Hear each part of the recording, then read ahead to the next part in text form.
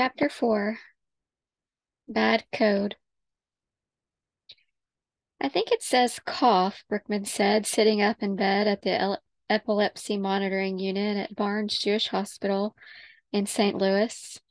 It had been a few days since Eric Luthard implanted his electrode grid, and after suffering rolling seizures, Brickman finally seemed more lucid. David Bundy, Nick Schwarma, and their fellow graduate students had already cut several sessions short when Brickman fell into a seizure or was too dazed to understand the task. But Brickman had forgone his pain medications today. He was sitting up in bed, and his voice, though still subdued, was stronger. He folded his arms over his bare torso and peered at a monitor as he spoke into a microphone. It should be the same words, just pick one and take a guess, Schwarma said, standing to the side of the bed while monitoring a laptop. She's going to say either ka, ga, da, ta, or pa. Schwarma wanted Brickman to perform the McGurk task, so named for its inventor, Harry McGurk, who in mid-1970s noticed that when we receive conflicting auditory and visual stimuli, the visual information will often override the auditory stimulus. When a subject sees and hears a person say a phoneme like ba, for instance, he will correctly perceive to have heard and seen the phoneme.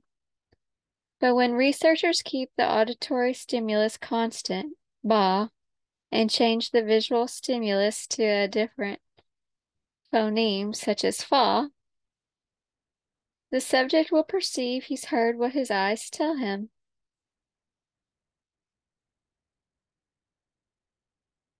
Incorrectly perceiving that he's heard the phoneme fa.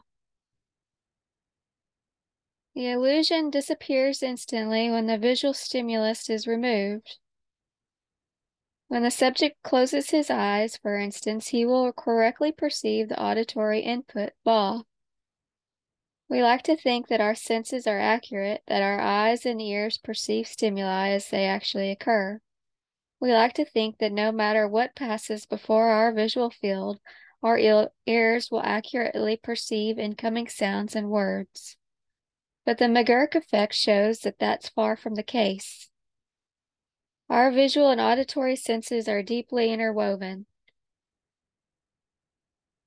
They are not merely dependent on each other, they actively influence each other. More troubling yet, when those senses receive contradictory information, the brain will incorrectly perceive or override stimulation in its effort to make sense of the world. Neuroscientists can observe the McGurk effect and describe the phenomenon, but very little is known of its underlying neural mechanics.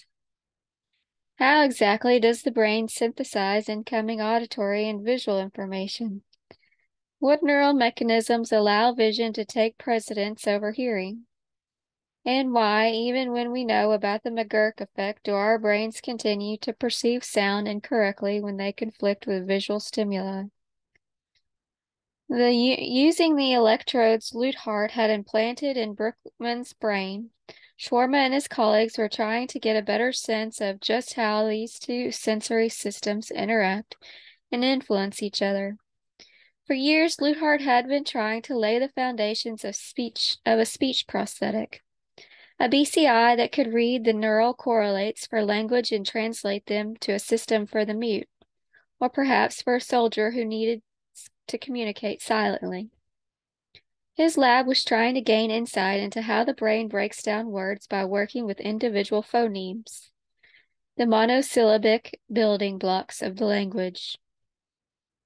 Of course, words are more than a series of sounds. They have associative meanings that are tied to experience and ideas. And while words and language are undeniably composed of phonemes, it's not clear that the brain conceives language primarily in these component parts. Building words sound by sound, it could be that the brain's creation of language is more meaning-based, forming distinct neural patterns depending on the context of a given word or a shade of meaning. Viewed in terms of motor function and auditory input, however, phonemes weren't a bad place to start. Dressed in slouchy khakis with his tie slightly askew, Shawarma asked Brookman to don a pair of headphones and repeat the series of phonemes ba, da, ka. He heard. It seems like they're all the same, Brookman said after a few moments. It took him a minute to understand the task, but once Brookman got the hang of it, Shawarma increased the task's difficulty, asking him to watch a video of a woman silently mouthing the phonemes. The idea was first to record Brookman's brain activity as he simply heard the phonemes. The researchers would record as Brookman watched the woman's mouth, the sounds with no audio. Once the researchers had recorded his neural response to these separate stimuli, they would perform a third recording, this time combining the correct audio and visual feeds. The final step would be to induce the McGurk effect, hoping to shed light on how the brain gives priority to visual stimuli when faced with contradictory sensory input. Okay, this time you're not going to hear anything. You're just going to see a woman speaking, Shawarma said. You're going to have to try to guess the words she's saying. Oh my God, Brookman said as the woman with short brown hair and blue turtleneck appeared silently on the screen. Just try to guess and say what word she said, Shawarma said. Brookman hesitated. Just try your best, said Shawarma. Oh my God. Can you take a guess? He asked. How are we doing? Not well. Brookman was confused. He was also starting to fade. His foot twitched under the hospital sheets, and his eyes kept falling shut. Try to keep your eyes open, Shawarma said, his eyes trained on a computer monitor. But it was too late. Brookman couldn't keep his eyes open for more than a few phonemes. He would guess at every third sound, but soon enough his glazed eyes fell shut, rendering vast swaths of data unusable. Can't do it? Shawarma asked. Brookman's mother had kept off to the side throughout the testing. A woman in her 60s, she worked as a forklift operator in the southwestern Missouri, where she lived with Brookman's stepfather. She wore straight brown hair in a ponytail with bangs. She had traveled with her sister to St. Louis for the surgery and had remained at Brookman's bedside throughout his stay. But whereas Brookman's aunt spent those days encouraging him, praying for him, reminding him of life outside, and asking if there was anything he needed, his mother did her best to stay out of Brookman's line of sight. It just works better this way, she said.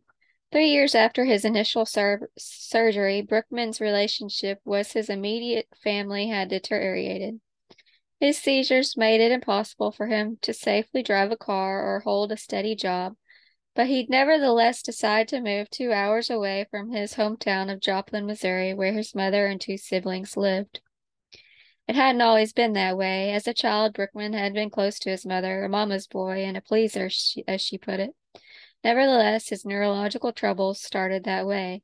He suffered his first seizure when he was only 18 months old.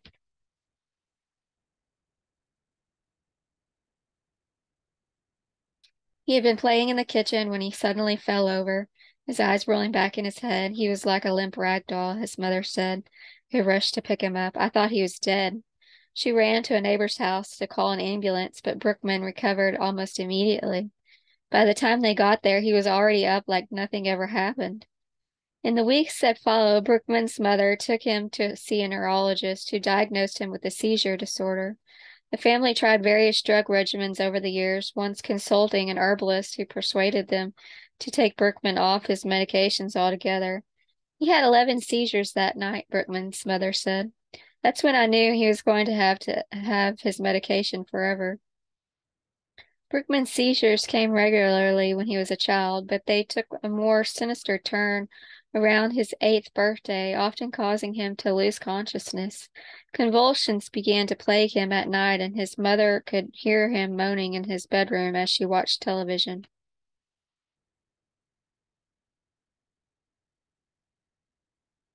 I'd look and he was basically thrashing around in bed, she said. I watched just to make sure he was okay. Meanwhile, Brookman was suffering other disorders as well. Doctor diagnosed him with Tourette's syndrome when he was 7 years old, and by 14 he'd been diagnosed with bipolar disorder. Brookman was already on a heavy drug regimen, however. His doctors feared he'd had an adverse reaction, so both conditions went untreated. Brookman's Tourette's syndrome caused him to twitch violently.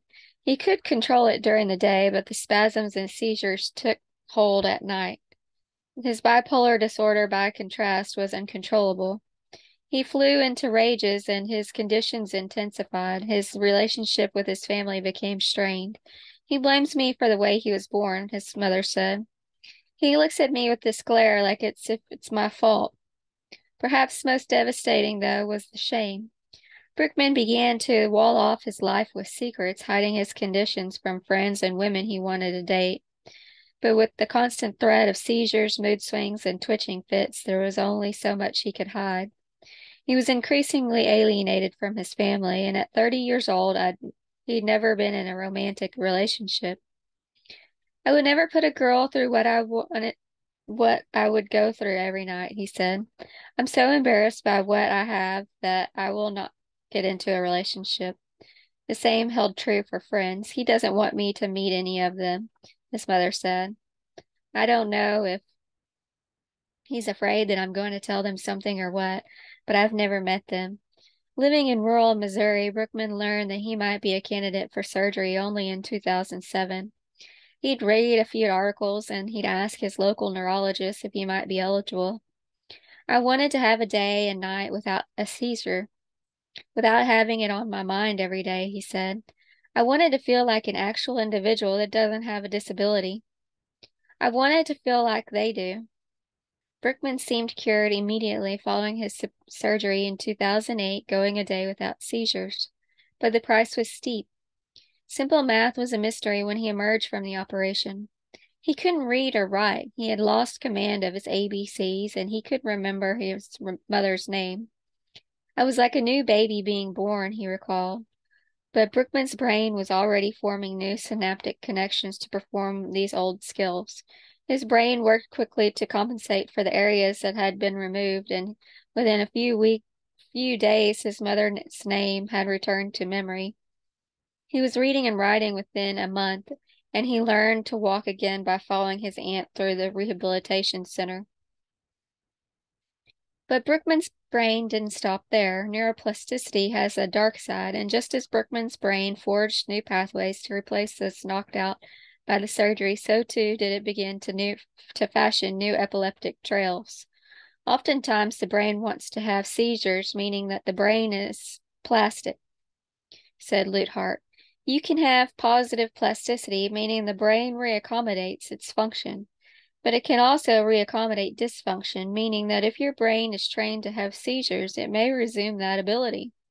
Brookman's seizures soon returned, eventually resuming at their former intensity. One thing that did not return, however, was Brookman's long-term memory.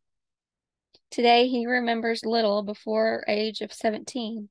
The surgery also affected his short-term memory, and Brookman now relies on copious post-it notes and reminders that he thrums through into his cell phone. He was calmer when he returned home in 2008.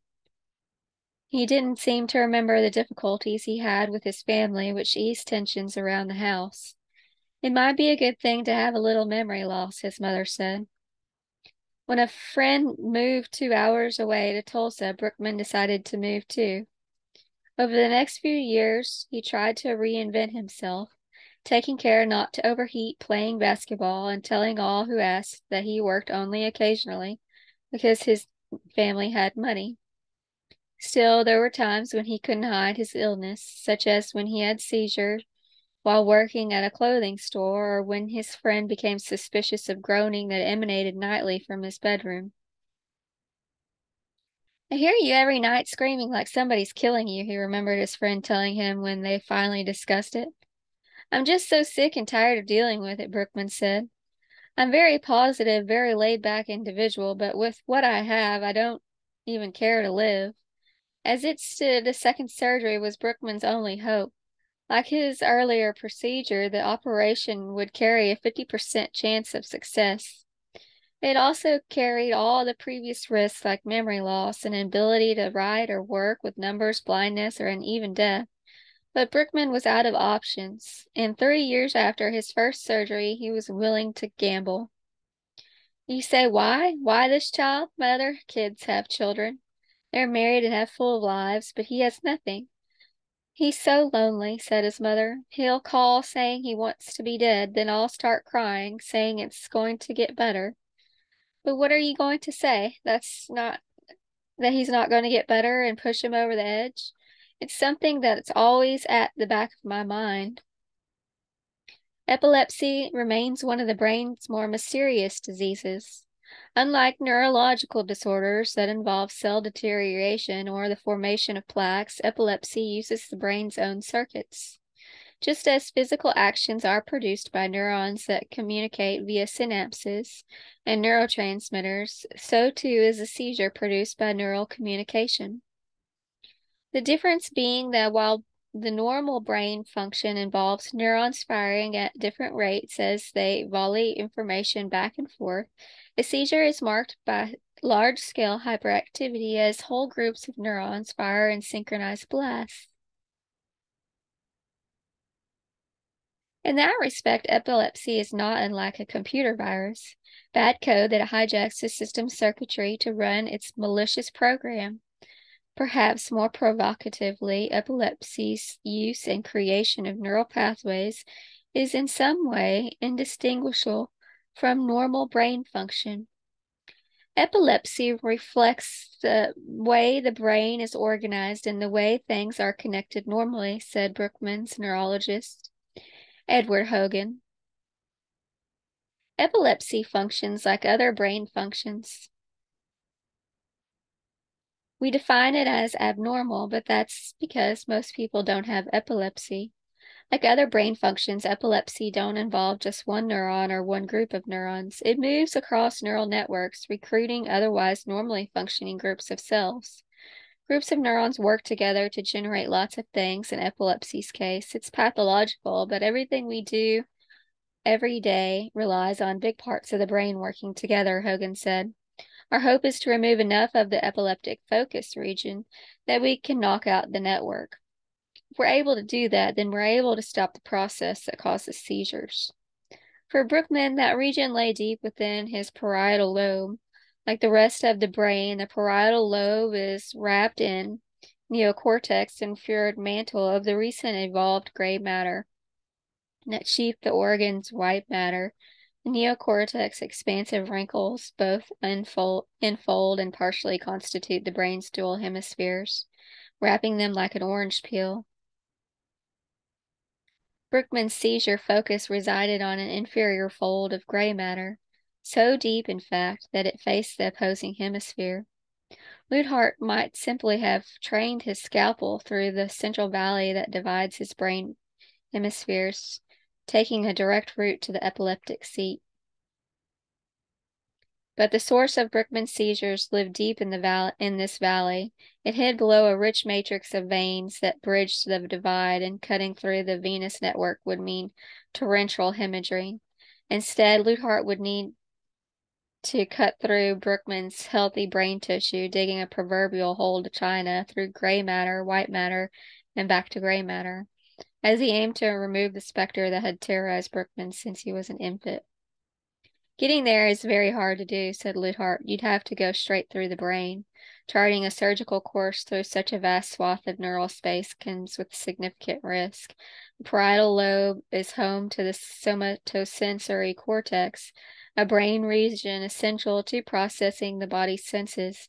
The optic strain courses through the lobe en route to the visual cortex. Similarly, the lobe is foundational to verbal memory, language, and a host of other functions. Cutting directly into the lobe, Luthart risked removing or damaging some of these areas and leaving Brookman with even more disabilities than he had. Still, the surgeon was confident he could remove the seizure focus without unduly injuring his patient. His path would have to be precise, the surgical equivalent of navigating between Scylla and Charybdis as he avoided areas devoted to synthesizing sensory information, the optic stream, the regions associated with memory and language. So it was that, a few days before the surgery, Hogan brought his own system into Brookman's hospital room. The hospital staff had removed the leather straps that they'd used to keep him from tearing the electrodes from his head, replacing them with a pair of thin ropes. Now that they were needed, Brookman was slipping in and out of his sleep as his mother and aunt looked on from their pair of recliners. Dressed in a white lab coat, Hogan sat at a portable table peering at a computer as he studied Brookman's brain waves. He moved the computer's pointer to a window titled Cortical Stim and pressed the start icon. As the system delivered a small pulse of electricity to a pair of electrodes, Brookman groaned and the right side of his face began to contract. Hogan drily noted his patient's reaction before moving on to the next pair of sensors on the grid. He delivered another charge. Brookman groaned again as his head turned involuntarily to the right. It was like watching a puppet move. When Hogan stimulated another pair of electrodes, a confusing look came over Brookman's face as his mouth began to move. I'm going to be heading down toward the leg, Hogan said as he engaged yet another set of electrodes, causing Brookman's right arm to rise. Specific areas in the body correspond to particular brain regions, and Hogan was using the electrode grid to create a functional map of those areas, determining which regions were associated with which part of the body. The map would give Luthard a better idea of how best to chart his surgical course. Still, certain key functions could not be avoided. Although the visual cortex resides in the occipital lobe in the rear of the brain, many of the tracks that lead from the eyes move through the parietal lobe, where Luthard would be working. This is just anatomically in the brain, Hogan said. If you knock out those tracks, you'll lose pathways that carry visual information.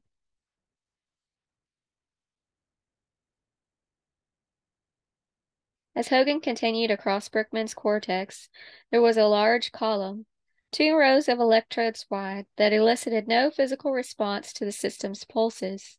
Seemed safe with motor, and an assistant said, keeping track of Hogan's progress. Can you feel anything? Hogan asked. Brookman moaned no, but he was unclear that he'd even understood the question. My concern is that he was asleep, Hogan said after completing the map. If he's awake and we invoked anything that would have caused a sensory change, we will see him kind of wake up, even if he can't describe it. But if he was asleep, he might get a feeling and just sleep through it. Nevertheless, between the brain mapping and the seizure monitoring, the doctors had formed a detailed portrait of Brookman's brain. They not only had localized the seizure focus, but also could steer clear of critical areas. The first time it was, it's a big brain, said Hogan. We just had a few electrodes over the area that caused seizures, and if you have just 1 or 2 electrodes there, it's hard to map. This time, by contrast, Luthard had placed some 100 electrodes over the seizure focus.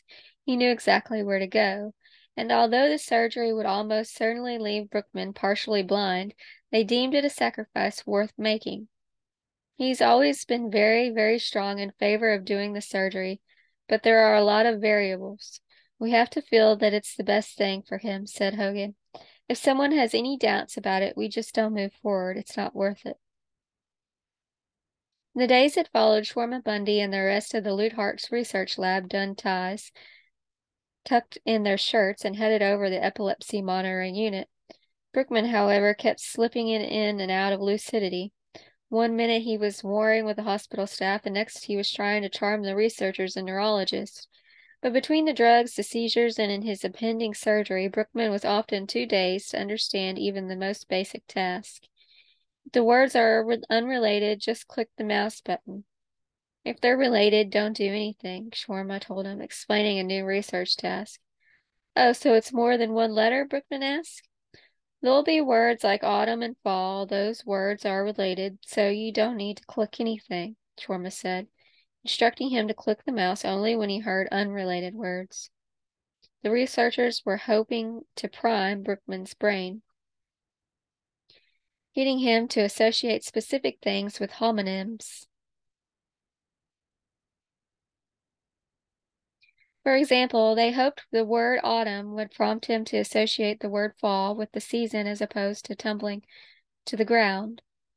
The idea was that once they'd primed his brain for homonym's specific meaning, they could study the brain's neural response to what, at least physically, was the same auditory stimulus, fall and fall, enabling him to see how the brain represented meaning in language.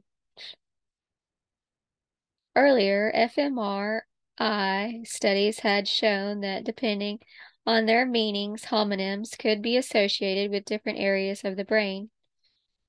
But fMRI only charts blood flow, taking a series of snapshots of how a word is represented spatially in the brain.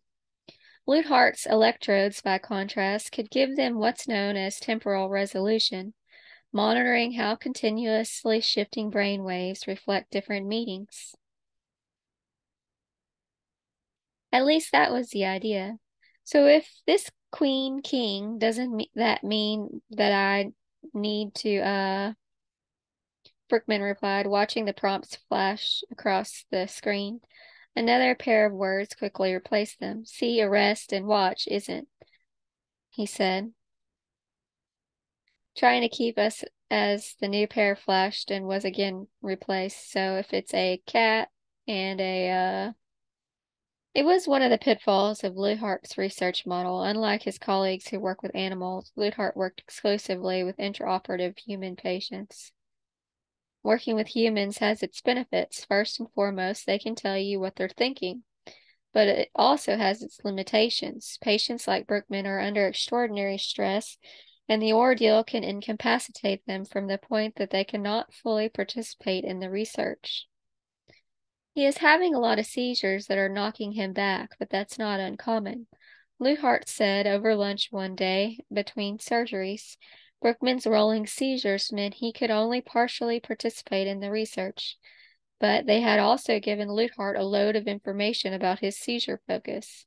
The electrodes had pointed with near certainty to the origin of Brookman's epilepsy, and his doctors decided to move the surgery up by several days. We're going to favor being aggressive, but exactly how aggressive and what are my limits? I don't know yet, Leuthard said as he prepared for the surgery. Maybe we did not go do an aggressive enough surgery the first time around. There's a real tug of war between surgically aggressive and taking as much as you can versus being more conservative and lessening the deficit. You're always walking this tightrope. Early the next morning, Leuthard briskly clipped the stitches from Brookman's scalp. Blue, pink, and red electrode tails sprouted like a mohawk down the center of Brookman's head as Leuthard worked quickly to peel back.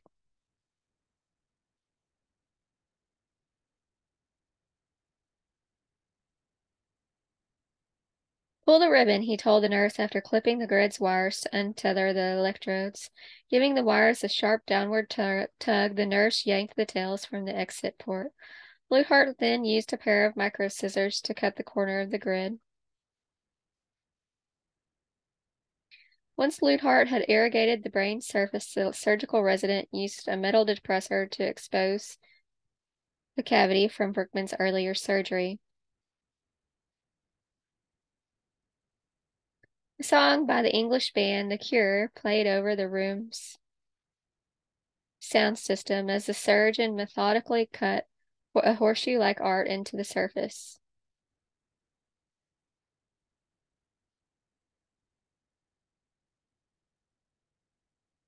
Computer monitors showed where and how deep we should cut. Leuthard would occasionally consult these digital maps, but he hewed mainly to the path formed by one of the depth electrodes.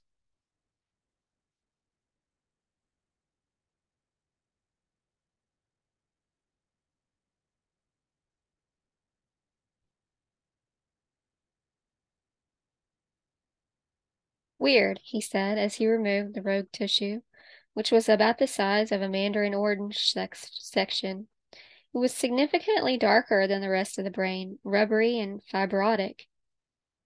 With the traitorous piece of brain removed, Luthart used a microscope to move quickly up to the cavity wall, pulverizing and sectioning odd-looking bits of brain while cauterizing any areas that were still bleeding. Once the bleeding was contained, he removed the remaining depth electrodes before reattaching the dura matter, draping it over the resection cavity. He's waking up, Luthart said as he hurried to wrap Brookman's head in a surgical gauze. Let's go. Chapter 5. Screw the Rats.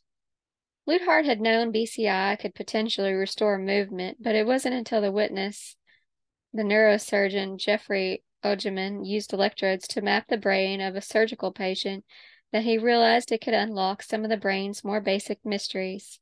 Using an electrode grid he placed on the patient's brain, Ogeman drove small electrical currents through the sensors as he asked the patient, who was conscious, to think about rotating an object. The surgeon was checking for cognitive errors each time the patient faltered. Ogeman knew that the stimulating electrode had interrupted a critical brain area beneath a region to be avoided during surgery. All in a day's work for many neurosurgeons, but for Luthart, then a surgical fellow already dreaming of a neuroprosthetic future. It was a revelation. He realized that by placing electrodes on the surface of the brain, he could not only eavesdrop on the cortex, but also directly interact with it, introducing information into the neural matrix. Dear Jesus, he thought as he watched his mentor engage the patient's brain. That is the great model for science. Luthart was a mere 28 years old. He'd studied theology before heading to the University of Pennsylvania for medical school and a residency in St. Louis. Unlike many of his colleagues, however, Luthart hadn't always been an overachiever. He had been a fighter growing up in Cincinnati, where his mother raised him alone after his father left. Though born in Boston, Luthart spent his earlier childhood in Europe. Once in Cincinnati, however, he was a bookish European kid, the son of divorced mother at an all-white Catholic school in Middle America. He was interested in the science and the future, but he struggled in school, both socially and with his teachers. I got really used to having it being very unpleasant, he said. I got picked on tremendously. Luthart didn't play sports, and he kept close to the few friends he had. He learned to be self-reliant. He also learned to protect himself, often getting in fights and being punished with detention. His summers turned glorious, though, when he started volunteering in the research lab of Keith Crutcher, a neurosurgeon at the University of Cincinnati. Crutcher was a religious man, but he was also a scientist who was generous with Luthart, affording him a glimpse of a much larger world than the one he inhabited. He was a guy who had masterfully integrated his analytical reason with a deep, deep sense of faith, Luthart said. He ended up volunteering for 4 summers in Crutcher's lab, where he spent hours peering into a microscope dissecting nerve ganglia and chicken embryos. It was a delicate work, and Luthart, native skill with his hands, caught the attention of Wayne Villanueva, a neurosurgery resident who was spending a research year in the lab. The younger doctor invited Luthart to observe a brain surgery. That was yet a deep awakening experience for me. There was something so fundamental to it, the intensity. It was messy and deeply meaningful, he said, that really set my trajectory. Luthart went on to study theology and biology as undergraduate at St. Louis University. He'd never been rich. His mother had raised him on her art teacher's salary, and when she lost her job, she had to move in with his grandmother. He was still hounded by some of his childhood anxieties, but he pushed to reinvent himself through education and accomplishment. There was nothing to fall back on, he said. I became very determined workaholic not to get pushed around by the world, never again. The world would not operate by the force of my will in medicine. At least what I was exposed to was the most stable and prestigious. He went on to medical school at the University of Pennsylvania, later completing a neurosurgery resident at Washington University in St. Louis and a fellowship at the University of Washington in Seattle. Luthard had always been fascinated by the brain and mind, how these 3-pound organ defines us as humans. We are it, it is we, yet in many ways we know nothing about it. Theologians, artists, writers, and philosophers have tried to describe it with terms like ego and soul. But as Luthard watched Ogeman communicate directly with the brain itself, he realized that unlike the metaphors of the past, neuroscience, neurosurgery, and BCI promised a biological understanding of consciousness and cognition. It was this true interaction with the substance of a human being, he said. That's when I became really interested in epilepsy. You're directly interrogating the human brain. A lot of surgery is pick and axe type stuff, sew the vessel together or pull this out, but this was as a way to get a sciencey, higher cognitive type of stuff. Andrew Schwartz, John Donahue, and their cohort had been publishing results a few years by then, and it was becoming clear that BCIs would soon be able to conduct a two-way conversation with the brain, not the person per se, but rather the mysterious neural architecture that undergirds consciousness and personality. It became very clear to me that this was the future, he said. I already had seen these philosophical interests.